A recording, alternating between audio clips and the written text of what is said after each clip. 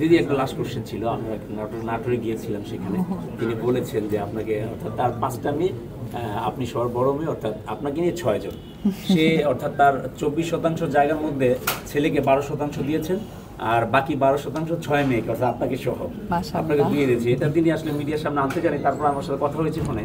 এই বিষয়টাকে আপনি কীভাবে দেখেন? আমি আসলে উনি যে অন্তর থেকে দোয়া করেছেন, আমার জন্য ভেবেছেন, এবং আমি, আপনারা জানেন আমার বাবা মা নেই, এই যে ভালোবাসা, তো উনি যেহেতু আমাকে দিতে চেয়েছেন, আমিও গ্রহণ করেছি, কিন্তু আমি চাই আমার যে বাকি 5 ভাই বোনের কথা বলা হয়েছে এটা তাদেরই থাকুক, সেটাই আমার খুশি। দিদি, আপু, থ্যাংক ইউ। নাটোরের এক মুরব্বীকে ওমরা পালন করাইছেন আপনি, সেখানে গিয়েছিলেনও।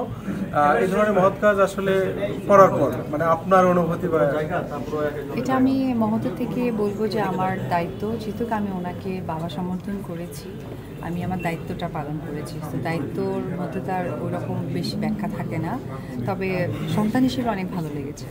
ওমরা পালন করার পর আপনি তার বাড়িতে গিয়েছিলেন, আসলে এলাকার মানুষ আপনাকে কতটুকু পড়ান? মনে হয়েছে যে আমি আমার বাড়িতে যাওয়ার পর আমার বাবা মা যেভাবে আমাকে রিসিভ করতো, সেই ভালোবাসাটা পেয়েছি। উনি আপনাকে কিছু বলেছিলেন কিনা, তার উচ্ছ্বাসটা, তার অনুভূতিটা কেমন ছিল? উনি তো আমাকে মেয়ে ডেকেছে, শুনেছেন হয়তো কিছু। ওনার উচ্ছ্বাসটা উনি আসলে কখনো কল্পনা করতে পারেননি, কারণ আমি মনে করি মুসলিম ধর্মের উমরা করা, হজ করা, এটা একটা ওই বয়সী মানুষদের একটা ইচ্ছে জায়গাটা থাকে। তো সে যেহেতু যেতে পেরেছে, কাবা ঘরে গিয়েছে, তো একজন মুরব্বী হিসেবে এটা তার চাওয়া ছিল, আর আমি সন্তান হিসেবে পূরণ করতে পেরেছি। আমরা দেখতে পাচ্ছি যে আপনি একটা অনলাইন প্ল্যাটফর্মে আসলে দীর্ঘ সময় ধরে একটা ইন্টারভিউ দেওয়ার পরে সেখান থেকেই ছোট ছোট কিছু নিউজ হচ্ছে। তো এই নিউজগুলো যখন আপনি দেখেন, আপনার কাছে কীরকম লাগে? একটা বক্তব্যের মাঝে অনেক কিছু থাকতেই পারে। এখন তো সোশ্যাল মিডিয়া না, সোশ্যাল মিডিয়ার জায়গাটা তো এরকমই হয়ে গেছে। বড় কোনো বক্তৃতা দিলেও তো ছোট আকারে চলে আসে, টিভি চ্যানেলেও মানে কোনো প্রোগ্রাম হলেও সেটাও ছোট আকারে চলে আসে। এটা হয়তো বা নিউজের একটা সুন্দর মাধ্যম। নতুন করে আবার ব্যবসার সাথে যুক্ত হচ্ছেন। আমরা জানি যে এর আগে আপনার একটি ব্যবসা ছিল, সেখান থেকে এখন সেলুন। অনুষ্ঠানে এসে কেমন লাগছে? এবং এখানে আপনি দেখতে পেলেন আসলে সাংবাদিকই হয়ে উপস্থিত আছে, কেমন অনুভূতি হচ্ছে? আজকের প্রোগ্রামটা একদমই অন্যরকম আমার কাছে, কারণ একদম সমস্ত সাংবাদিক ভাই বোনদের এখানে আমি দেখেছি উপস্থিতি বেশি, যেখানে ম্যাক্সিমাম প্রোগ্রামগুলোতে আমি আসলে আমাদের সহশিল্পী অর্থাৎ আমাদের অভিনয় শিল্পীদেরকে দেখা হয়। তো এখানে তার আজকে ব্যতিক্রম পেয়েছি, ভীষণ ভালো লাগছে। দিদি, আমরা দেখতে পাচ্ছি যে আপনি আগে থেকে একটু স্লিম হচ্ছেন, আবার নতুন করে নিজেকে গুছানোর চেষ্টা করছেন। আসলে সামনে নতুন কিছু পাচ্ছি কিনা আমরা?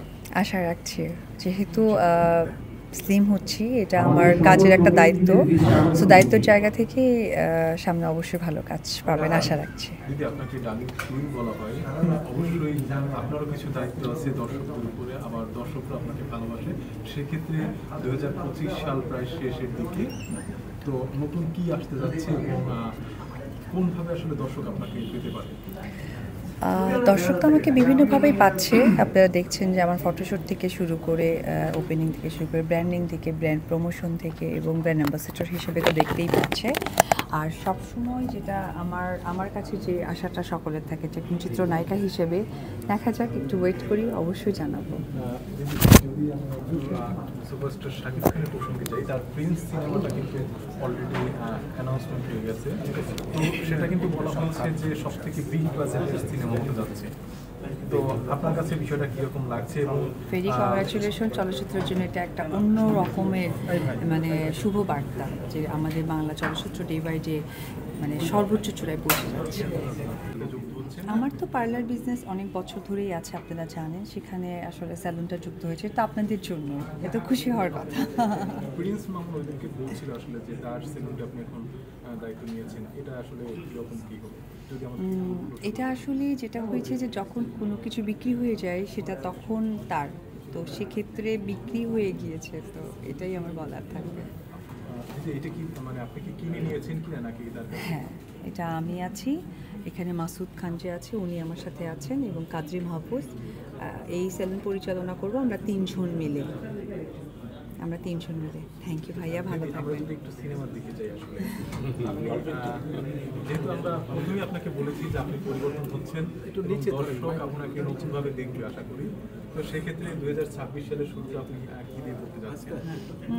এটা এটা থাকুক, আপনাদেরকে আবার জানাবো, কারণ আপনাদের সাথে সবসময় আমার দেখা হয়। কখনো না কোনো সময় যখন বলার সময় সুযোগটা হবে আমি জানাবো সিনেমা সম্বন্ধে। উজ্জ্বলের প্রোডাকশন যেটি আছে সেটি থেকে নতুন কিছু আসবে না, ওটাতে আপাতত প্ল্যানিং নেই, ভেরি সুন কোনো প্ল্যানিং নেই। থ্যাংক ইউ, আসসালামু আলাইকুম। ধন্যবাদ।